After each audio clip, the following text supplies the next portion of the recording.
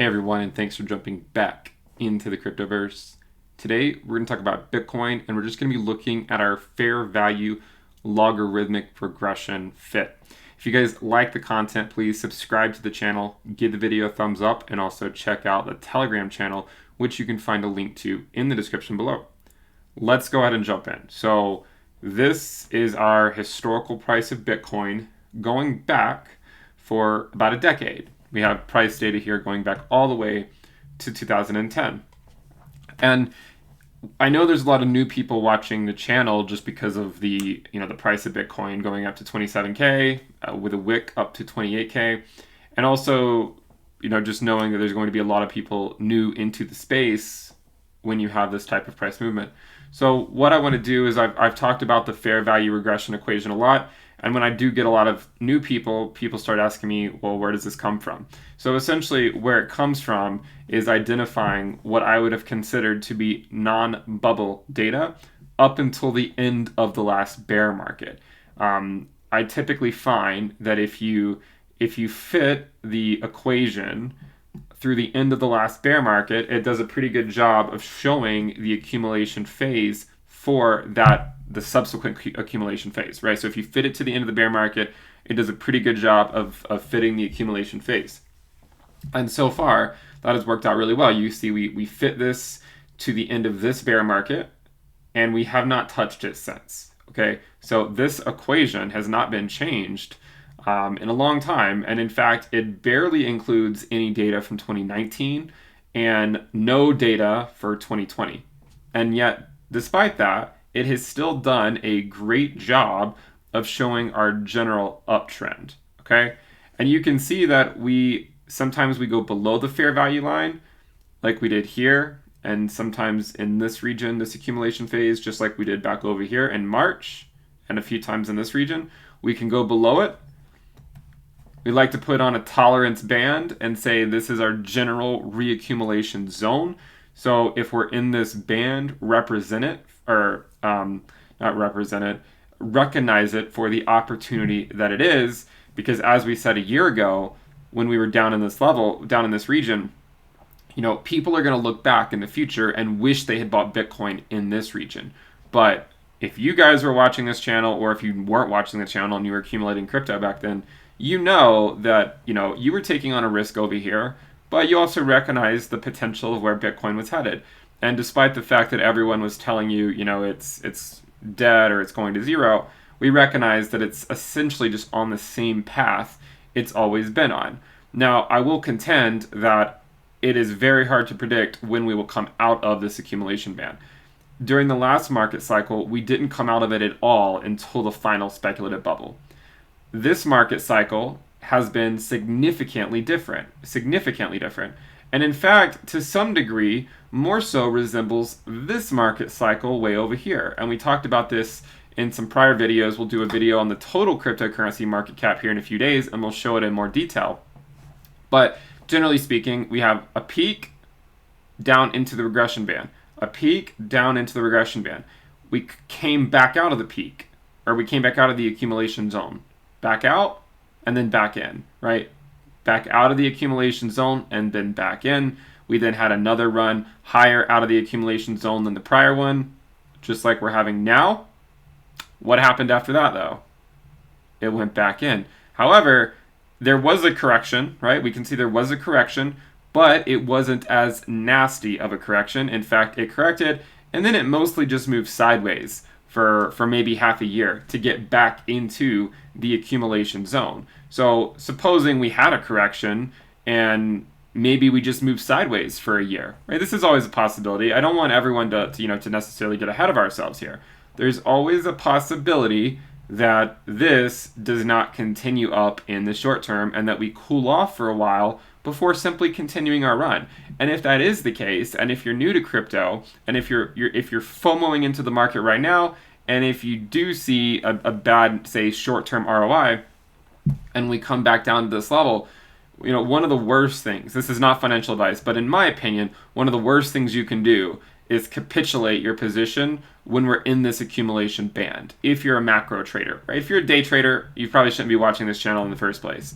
But if you're more of a momentum, momentum swing trader, you're looking at major macro moves in the market. This is our period of accumulation. These are FOMO runs, right? FOMO runs. We don't know how high they're going to take us. There's a possibility that this is the FOMO run that takes us to the next peak, right? There's a possibility that's the case. But there's also a possibility that we see something like this, where we have a major run from the fair value, right? Fair value all the way up, fair value all the way up, and then here we ended up going sideways back into the regression equation. And if we were to do something like that, imagine it does correct at some point. I mean, it could climb higher, of course. Maybe we'll see a $31,000, $32,000 Bitcoin. But whenever it does correct, maybe it doesn't correct back down to say 10,000, 12,000. Maybe it corrects back down to 20,000 or 18,000 or something, and then we have a pretty quiet period for a little while. Okay, so that's generally the idea. So what if 2021 isn't what people think it's going to be? It's just something to consider, right? It's something to consider. And we're going into this, as being as rational as possible, right? Essentially at this point, everyone in the crypto space thinks that 2021 will be a $300,000 Bitcoin, right? Most everyone thinks that. I'm just here to say, if it happens, great. Let's all get rich together. If it happens, then great. If it doesn't happen, is it the end of the cycle? Is it the end of the rodeo? No. If that happens, if we don't have an amazing 2021, I think the party's just getting started, and maybe we just need to regroup for a while. So if in fact we do see, say, a Bitcoin correction in January or February, and we come back down and it cools off for a little bit, and we're not trending to $300,000, which is what, of course, a lot of people are predicting next year, recognize that just because that doesn't happen does not mean that Bitcoin's not on course. Right now we're ahead of schedule, and if the bubble takes us all the way up, so be it, right? If this is what takes us all the way up, so be it. If it doesn't, it's fine too. In fact, in my opinion, it's more likely to take a lot longer to get up to the next paradigm shift. So we'll see what happens. Anyways, let's extend this out. We will need to refit this every market cycle. After every bear market, it's important to refit it. That doesn't mean it's not useful. It just means that it's useful for the market cycle that we're in, which I think is useful. Okay, if you look at the fair value at approximately the next halving, the fair value of Bitcoin around that time should be around $40,000 to $50,000. Okay, if the fair value is around $40,000 to $50,000, then maybe it implies we have a move above 100K before 2024, maybe 2023, maybe earlier, and then we have a correction, but the correction is more mild than ones we've seen in the past. Okay, this is my contention, and my thought is that this halving will in fact help curb the effects of the next bear market. We also do know that macro level volatility is decreasing as well. So if you just kind of squint your eyes, this peak was closer to this halving than this peak. So if we continue just shifting further and further away, we would expect the following peak to be further and further away as well. Obviously, so far, that is not the case, and we have been moving up a lot quicker than we did in the last market cycle. So we'll try to keep an open mind, say, okay, well, we know this could be the blow off top coming in 2021, or maybe we will cool down for a while and then continue to move up later. And one thing to consider is if it does continue, say, this first cycle over here, note that during that cycle we had a double peak. Okay, so maybe we get a double peak this market cycle as well. Maybe we get a triple peak or something where we have every year we double up or something, right? 2019 was 14K, 2020 28K, maybe 2021 56K, 2022 112K. Maybe something like that happens. Again, we don't know. All we do know is that Bitcoin bubbles do exist, and they do eventually come back down to earth. But they are sure as hell they're a lot of fun to ride as long as we can ride them. Now, one of the things we can do is we can take the price minus the log line divided by the log line, look at it in terms of a percentage, absolute value, recognize there's a peak, a macro level downtrend for the peaks. This is a general reaccumulation phase. Would say within 10%, maybe 20% or higher, you could say, but this is just showing plus or minus 10% off the fair value line. You note that there are three major peaks here. Okay, three major peaks. Right now, we're still not as highly overvalued or as overextended as we were in 2019 from the fair value. You might be like, well, what the hell does that mean? Right? I mean, we're at 26K, 27K. What's this guy smoking to say that we're not as overvalued as we were back then? Well, remember, back here, the fair value was between 3 to 4 grand. So for us to be at 14 grand at the time was so much further extended than we are now. Right now, the fair value of Bitcoin, according to this fit, is 10,958. We're not saying the price is ever going to go back down to 10,958. We're just saying that that is the fair value according to this fit. In a few years, according to this fit, the fair value will be around 40 to 50 grand, which could imply a bear market correction back to 40 to 50 grand whenever we have a blow-off peak over 6 figures. So if we were to get to this point, a 200% overvaluation as we were in 2019, it would imply a $32,000 Bitcoin, almost a $33,000 Bitcoin, approximately, okay? Which is not too far away from where we currently are.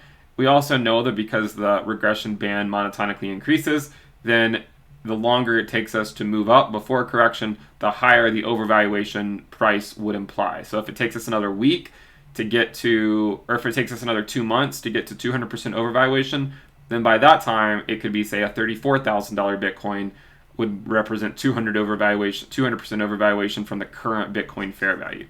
So what if we were to continue this amazing trend and then just go straight up to the top? Well, if we were to continue on this trend, then we would actually hit the top in Q1 of 2021. Forget about Q4, which is what a lot of people are thinking as well. If this trend were to continue, which I don't think it will, but again, at some point, we have to admit that at the end of the day, no one really knows what's going to happen. And while I think that the cycle will lengthen, and I think that we'll see diminishing returns, we'll stick to the risk levels. We'll just see where it takes us and assess it accordingly. So I present my theories. We see which ones pan out. So if we were to go straight up to the top of this macro downtrend line, then it would represent a 500% overvaluation. Note that this was like 6,000% overvaluation. This was 3,000%. This was 1,000%. So divided by 2, maybe another divided by 2 or so. That would be a 500% overvaluation. If the fair value is, let's just keep it at 10,958, 500% overvaluation from here would put it at 65,478. Maybe around 70K if it were to happen in Q1 of 2021. Do I think that's going to happen? Almost certainly not. We'll keep an open mind.